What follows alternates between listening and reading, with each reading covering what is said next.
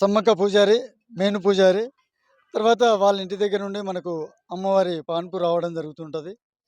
తర్వాత మాకు ఈరోజు కార్యక్రమం ఏంటిదంటే, సమ్మక్క సారళమ్మ పైడితరాజు గోవిందరాజుల ఆధ్వర్యంలో ఈ రోజున అమ్మవార్లకు శుద్ధి కార్యక్రమం అమ్మవారి ఆధ్వర్యంలో చేసుకోవడం జరుగుతుంది. తర్వాత ఈ రోజున మా ఆడబిడ్డలు, తర్వాత మేము కానీ మా ఇంటి శుద్ధి కార్యక్రమం, అమ్మవారి శుద్ధి కార్యక్రమం, ఇవన్నీ నిష్ఠలతోటి అమ్మవారికి కార్యక్రమాలు చేయడం జరుగుతున్నదండి. ఈ రోజున ఇంకోటి ఏంటంటే, అమ్మవారికి ఇంతకుముందు మన పూర్వంలో జరిగినటువంటిది మనకు గుడిసెల గుడారాలతోటి జరిగినటువంటి సందర్భము. ఇవాళ అదేవిధంగా అమ్మవారికి ఎట్టగంటలతోటి గడ్డితోటి గుడిసెలు కప్పేసి మేము అమ్మవారి నిష్టలతోటి పూజా కార్యక్రమం స్టార్ట్ చేస్తున్నామండి.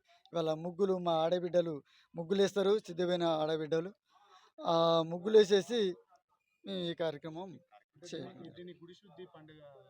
గుడి శుద్ధి పండుగ మరియు మండమెలిగ పండుగ అని అంటాం.